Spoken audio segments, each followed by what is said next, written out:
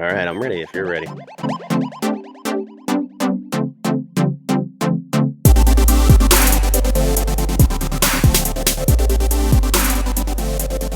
Welcome to the Free Refills podcast, where we talk about the realities of leading in youth ministry. We hope that you will leave refreshed, refueled, and re-energized as you carry on your role in youth ministry. Today, I am joined by my co-host, Johnny Radcliffe. My name is Wayne Morgan, and Johnny, you are in a different location than you typically are. Tell me a little bit about that, brother.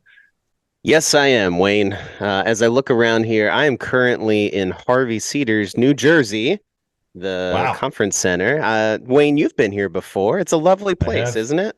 It is a fantastic place. So I believe on the last episode, we actually hinted that Todd Parridge was doing something called the Youth Leader Summit, and I'm here right now. And I see the logos behind you for those of us who are watching instead of listening.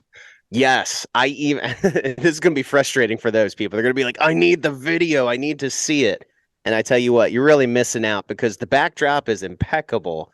The only thing better than this backdrop is the swag game of Todd Parridge, which is just the t-shirts Next are from level. Sunday Cool. Like I got a t-shirt, like I got stickers. Like I need him to do our promo. The guy's an animal. It's crazy. Well, he's kind of like your youth pastor now. He's got all the stuff. He's merching you up. It's going to be great.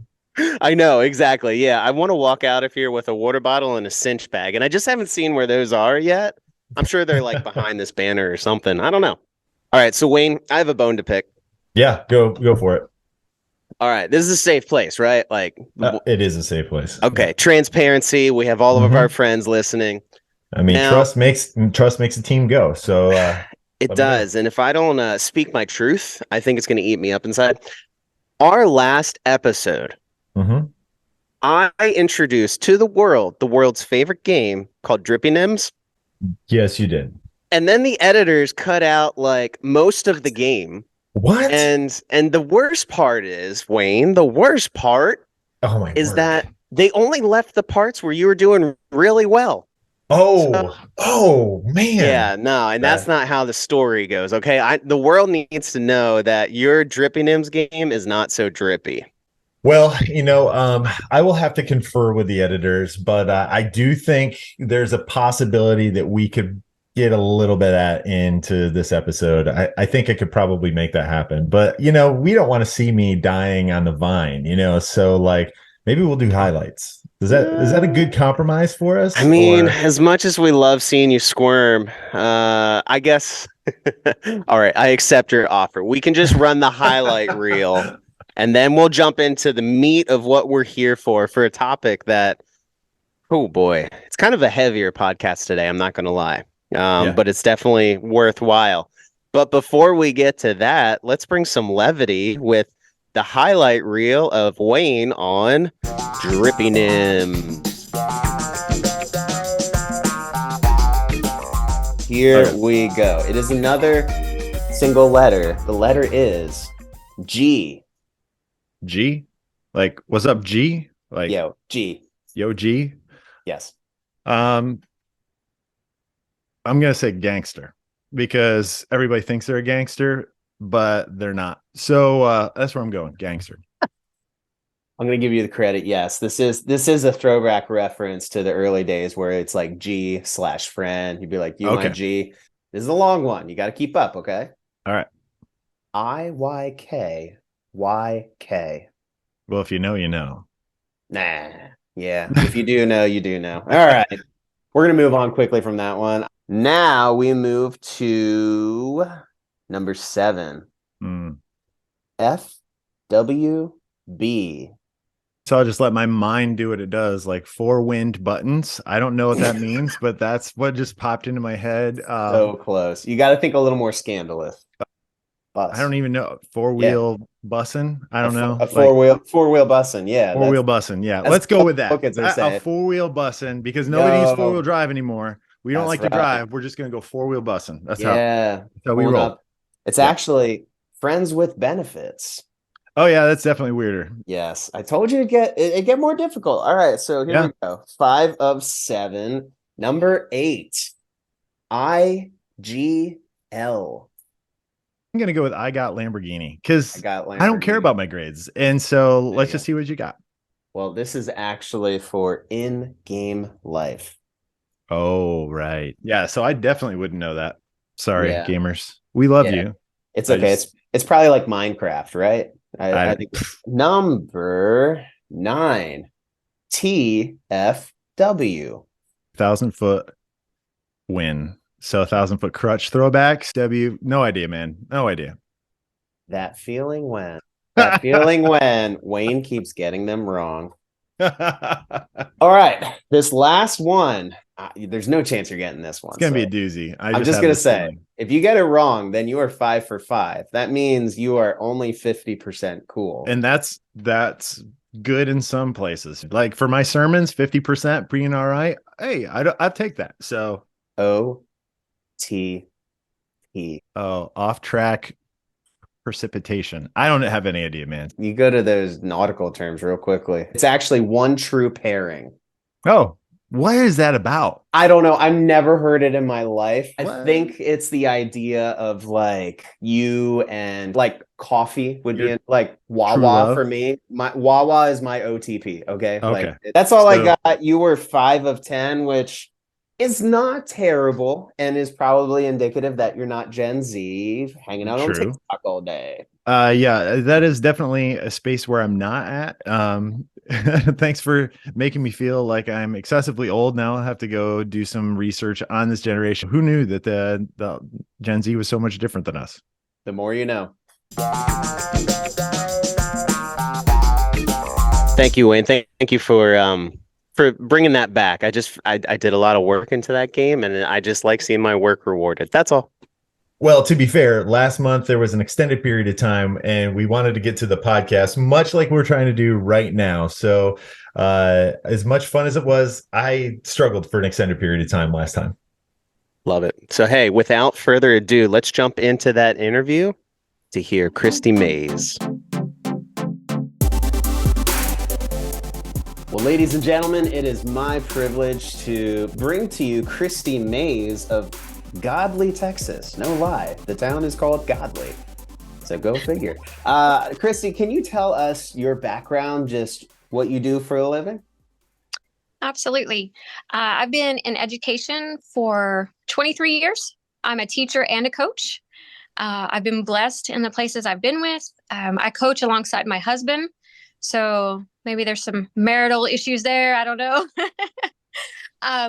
But really, for me, coaching and teaching is, and it's cliche, but it really is a calling. I feel God has me where he wants me to be on the front lines and to do his work by impacting kids and just showing them him through me. Love So, it. I gotta ask, what do you coach? Everyone's wondering, what sport? I coach basketball and I coach softball. So I Nice. coached track and cross country, but at Godly, I just do basketball and softball. And I do FCA, Fellowship of Christian. Most of the time it's athletes, but I like to say anybody's because if you're breathing, I want you to come on in. So I love yeah. that. You may not know this, but you just covered both the important sports on this call because Wayne's a basketball guy. I'm a baseball guy. So I totally get it. Cool. We are thrilled to have you on this because as we were discussing the idea of being prepared for tragedy, one of the things we're always saying at NNYM is that you have to be prepared before tragedy strikes, whether it's violence in schools or a death of a very important community figure, whether it's a teacher or a teacher's spouse, whatever it is, to always be prepared. And as we were in a meeting, Kevin Miles, someone you know pretty dearly, he said, "Hey, I know someone who is the epitome of this." And so if you could give a little background to why you have been prepared and what you have done in your years of education, just experience some of this tough stuff. Yeah, unfortunately, we're seeing more and more of the tough stuff. And it's not if it's going to happen, it's when it's going to happen. Unfortunately, is kind of where we're at.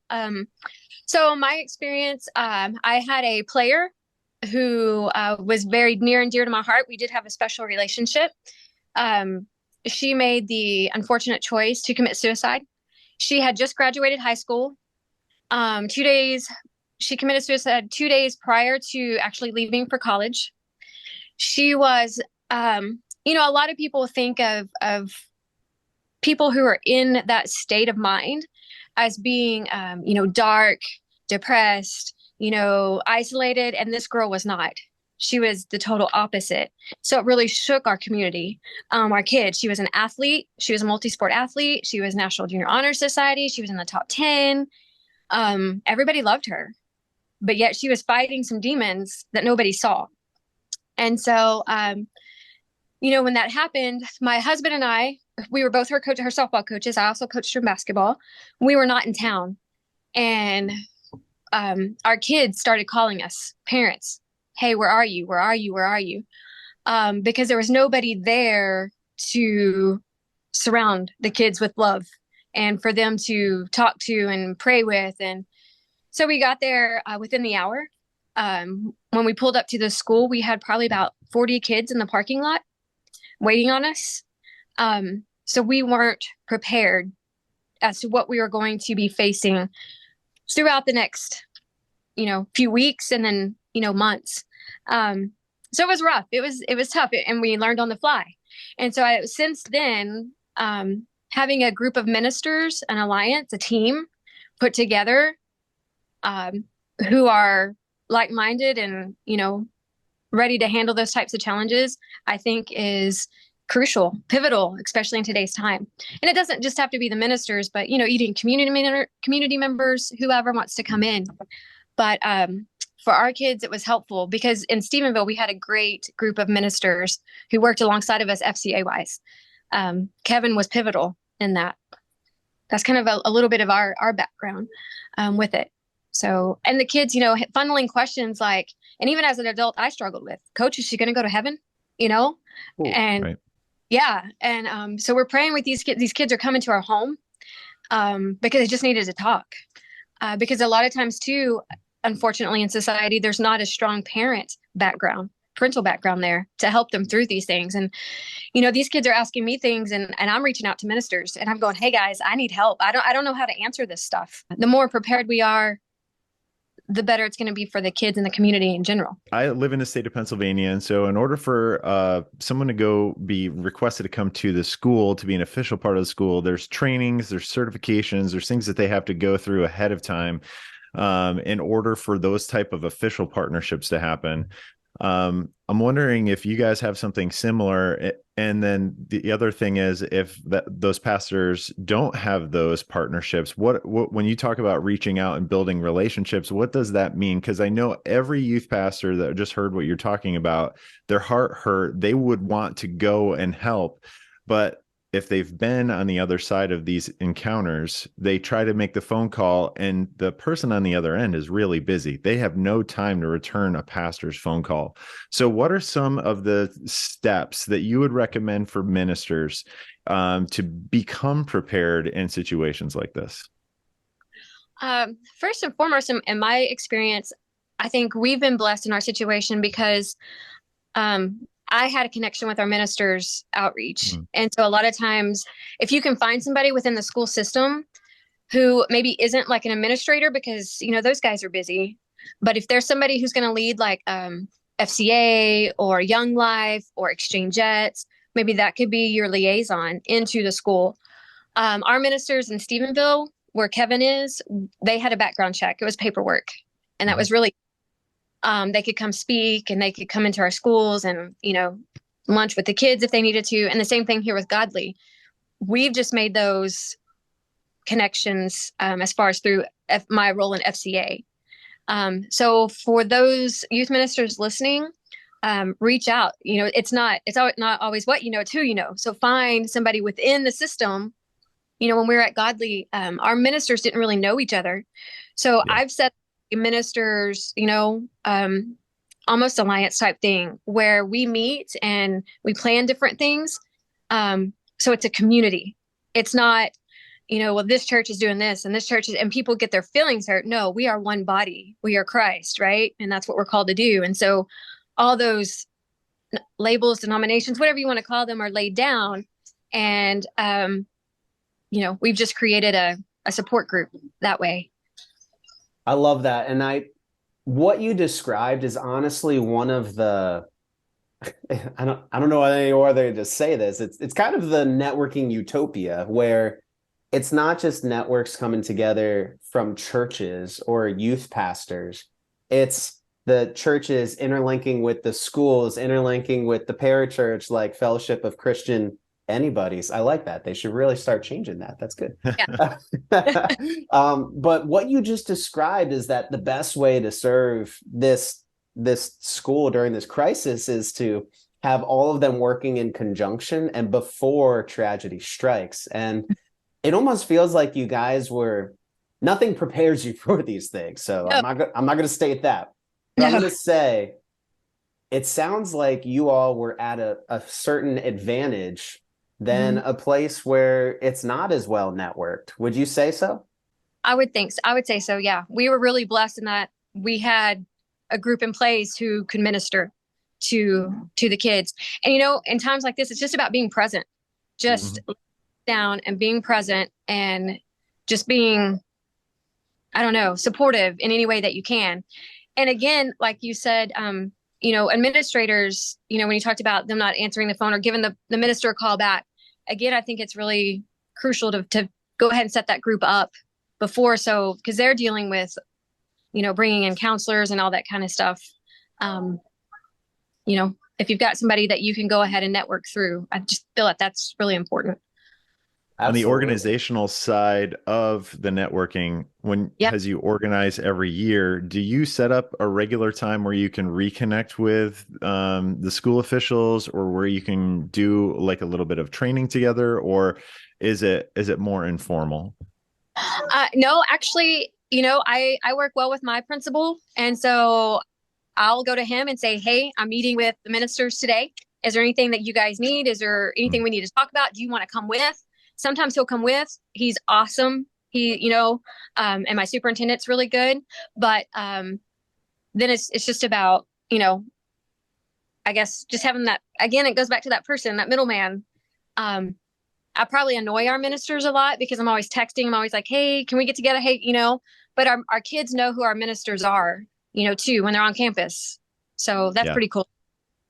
I got to say that anyone listening to this is sitting here being like, "Man, I need a Kristi in my life," just I'm thinking for myself, like a teacher who says, "I care about these kids so much that I'm going to start pulling in other ministers to their life as well." Like that, it's really something remarkable you have there. I hope you know that. Well, the good Lord he's just been working, just so, but it is, as the liaison, it's a lot of finding time to reach out and meet and make sure everybody's on the same page and getting everybody together, and even sometimes having those, "Hey, y'all want to go throw axes," developing that relationship too.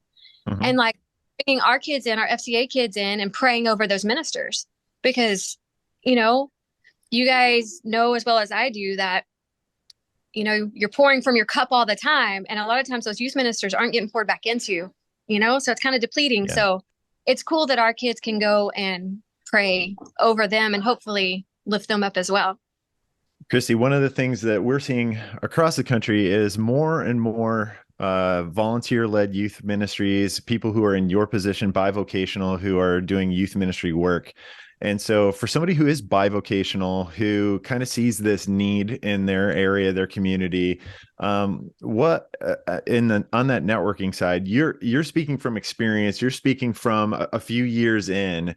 For somebody who's just maybe starting in a teaching role, maybe somebody who has been placed in like a Daniel type environment, right, where they have access to people that no one else has access to, and what advice would you give them as they start to curate these type of community building connections? Like, how would you encourage them to start going? Because obviously a tragedy is a catalyst for that, but how, as a person of peace, can you go and you can start these conversations as a rookie, as somebody who's brand new into the field, and you're looking at it going, "Hey, these pastors over there, they should be meeting about what advice would you be giving somebody like that? For one is don't let fear stop you. Hmm. You know, sometimes, especially when you're talking with administrator, you bring up God, Jesus, church, and they're like, whoa, no, we don't want any of that. I think you have to, be persistent in a kind and loving way, not as in a righteous, holier than thou way, if that makes sense, Mm-hmm. to get those conversations started. So not letting fear of being told no, and sometimes you're going to get the no, going back and maybe framing it a different way, empowering your kids to also go to administrators and say, hey, this is what we really want, because with groups like FCA and Young Life and things like that, their fear of administration is, well, if somebody wants to bring in, a witchcraft group, then we have to let them do it too. So there's a lot of fear, and I get it. But I guess prayer and let the Holy Spirit take over in those conversations and just be persistent. Because it's really easy to be told no, and you're like, okay, but for the greater good, we're called to love kids and make disciples. And so, yeah, just go. That's great. Yeah. And even for me, the idea of being shot down is always scary. So I'm listening to myself like, yeah, I need to be able to hear a no and maybe even push through. And Yeah. So we've discussed a lot about before tragedy strikes, the importance of networking, the importance of administrators and teachers, everyone working together. That's so good. What I would love to do is to spend the rest of our time, we probably have another 5 minutes or so, the rest of our time just discussing two things. Number one, you mentioned that right out of the gate, when tragedy strikes, the organic, just being present with kids is super crucial. So I'd love to talk to that point. But then I'd also love to point to after the shock is starting to wear off, is there like a more structured thing that's necessary? But we'll start with the organic point. If you can kind of tell us just how after this tragic death and just being there for students and just letting them talk and trying to answer their questions, did it go how you expected? Did it go better than you expected, or did you have zero expectations during that time? In our experience, we really had zero expectations. We leaned heavily on the Lord, and just trying to get through and just trying to be there for the kids. And after that, I think, yes, at the time, it was crucial that we were there, but in the follow-up was even, I think, more pivotal for our kids. I think that's when decisions kind of are made for kids a lot of times, and how they're going to handle that grief and the anxiety and the depression and all the things they're going to walk through. So I think it's even more important to go back and check in and revisit and give them opportunities to continue to walk through the grieving process. Because you and I know there's no time limit on that. And as kids, they're handling so many things, and man, they're so great at masking, and they're so great at putting that wall up and pretending, hey, I'm okay, when they're not. So even more so of continuing strong with the FCA and, just presence, if that makes any sense. Yeah, absolutely. Yeah. And how long do you feel, how long was this a conversation point for the students you knew after it happened? How long were you following up? Are you still following up? What's the process? Yeah. I mean, I've still got her best friend is still text. I mean, she'll go a month and then out of the blue, hey, coach, can I talk to you? Because this is still going on. And she's still trying to figure out the whole God thing and, how this happened and why this happened. And, this has been several years ago and she's still struggling. So, yeah, I mean, we still are dealing with those ripple effects. Her parents and I are still very close, and we talk and the things that they're still walking through. So, I mean, it's a life-changing point, especially with suicide. I mean, I know now we have school shootings, bombing. I mean, all this other stuff into play as well. So just continuing to be consistent and a presence, I think, are the two most important words that can comes to mind. Consistent with your beliefs and the love and being there and, just being present for them. It doesn't need to be taboo. Mental health does not need to be taboo. Kids need to know, hey, as an adult, I struggle, with on different days, but depression and anxiety, and those are real things our kids are walking through. Suicide, let's talk about it. Let's don't not talk about it. And I think that's one thing too that really opened up conversation lines with kids too is we talk about it. We bring it up in class. Hey, have you had anybody? And so I think that lets them know too that hopefully we're all in this together, and we don't have to fear hiding, or, it's okay to not be okay. And God's going to love you no matter what. Your people, your tribe are going to love you. So that's important too. Love it. Kristi, thank you. Thank you for sharing your story. Thank you for sharing your heart and your enthusiasm. It's clear that you are a super duper professional educator that's coming through, but also a super amazing disciple of Christ. So thank you for being so faithful and sharing it with us. Thank y'all for having me.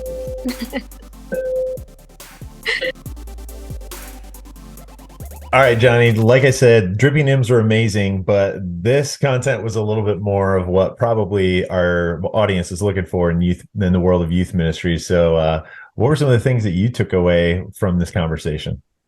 Yeah, even though there were like no dripping hymns in that conversation, I think you're right. I think it was probably why we're here. Right. Listen, these are the situations that we hope we never have to be a part of, and you can never fully prepare for. But there are ways to better position yourself in this situation. I mean, we're so big on networking, it's kind of our job.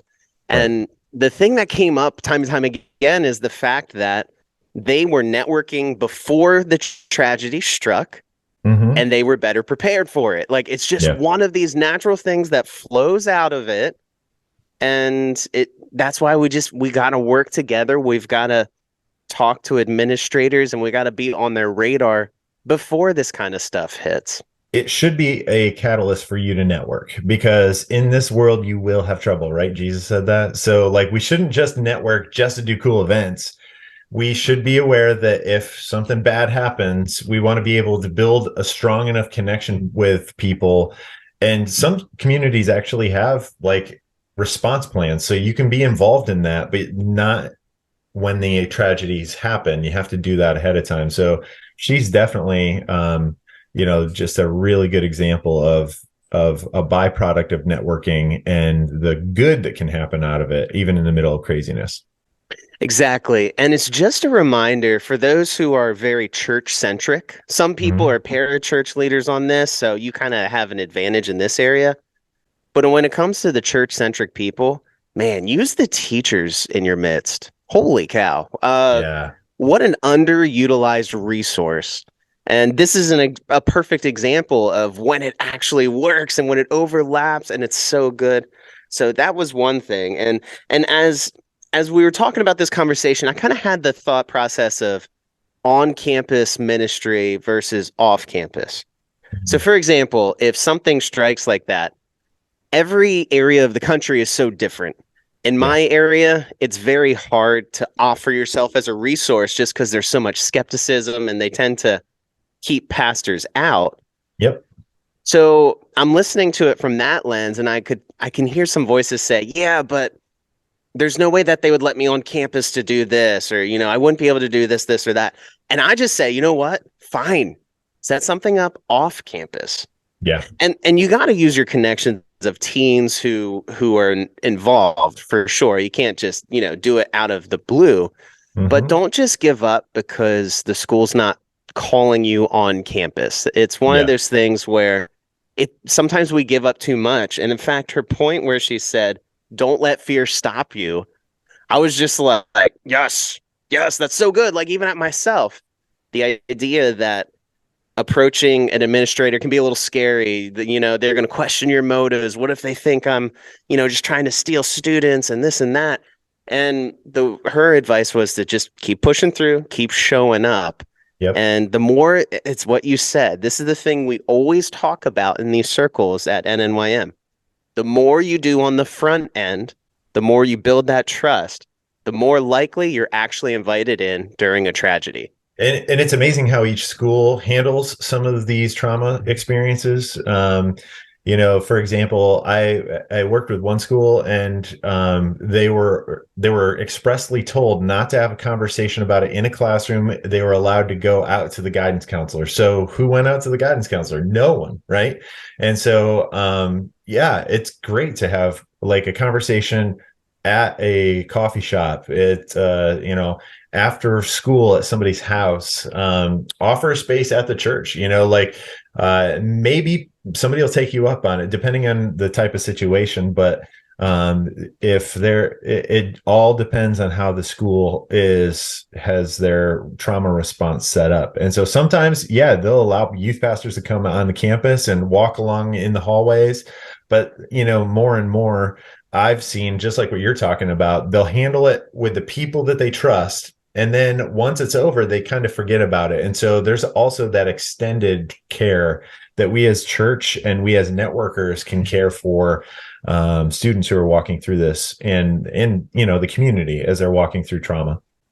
Right, because trauma really opens the door for people as an awareness towards God in a way that good times don't. Like, Yeah. something that I've been struck with even in recent history is the football player for the Buffalo Bills who almost died on the field. Do you know what Yeah. everyone was doing? They were praying. They Yeah. were sending out tweets. They were messaging around saying, like, pray for him, pray. And why? Because trauma started to get people to say, we got to, all hands on deck. We got to Yeah. turn to God in this moment.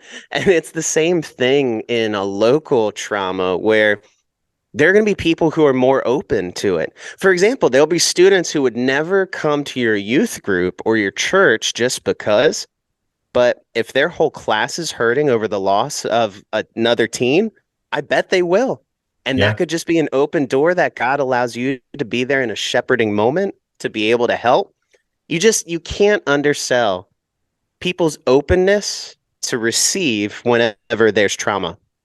And honestly, man, just show up. Like, how many times have you seen a vigil or something like those type of things just spontaneously happen? And if you know about it ahead of time, you got to get there, right? Like, you don't even have to say anything. Your presence makes a huge impact.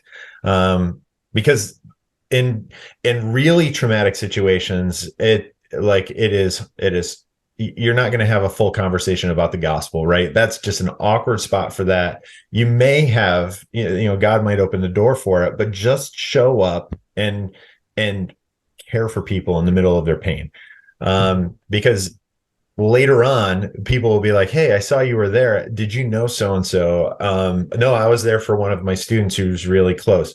Those are the spaces that I think we don't utilize enough. We want people to come to our stuff, but we don't actually go where people are. And in that space where there's trauma happening, it is an open door, and it's an open door for us just to care, show up and care. Absolutely. And the other thing I'll throw, this is probably the last thing that I wrote down worth discussing on this. It's the idea of how pivotal follow-up is, not just in the immediacy of the event, but following.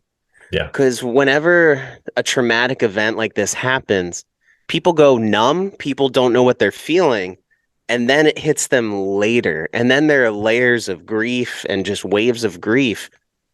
One of the things I'm trying to get good at, I'm not great when it comes to remembering details of people's lives like that. I'm trying to put dates in the calendar that will be on a Google Calendar, for example, when a friend lost his mom. Oh, yeah. Like, imagine the power of 1 year later messaging and saying, hey, I know it's 1 year anniversary. How you holding up? Because after a year, people don't have the immediacy on their radar. And so it doesn't get the attention. So 1 year later, you still have all of those feelings that are raw, but it seems like no one else notices. And we move on. So I would love to see God's people be the people who don't move on.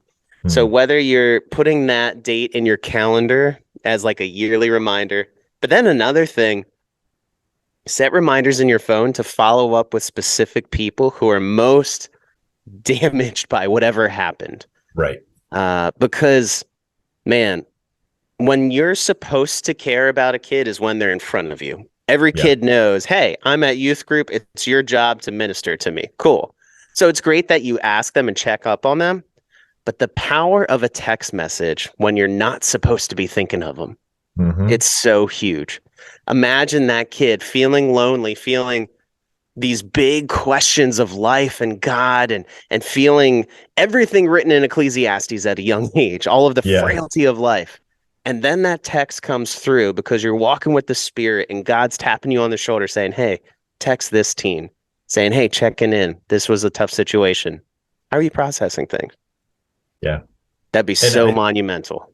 And also don't be afraid to reach out to parents, because every parent also has their own things that they're dealing with. And you might be a young youth worker, and this might be the only space where somebody's asking, because parents just move on, like people just move on. And so it's a good space to even engage with the family members of the environment of that event. Especially if somebody lost someone, to check in with that mom or dad who lost a son or daughter.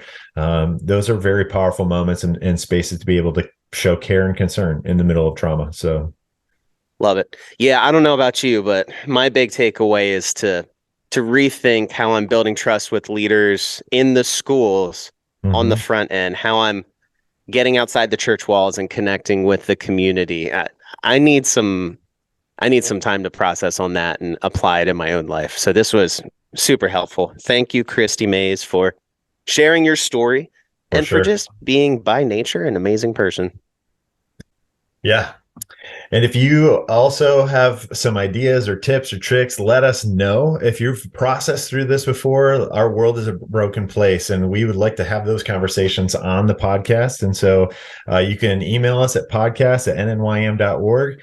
If you like this podcast, please subscribe, share it with a friend, share it on social media.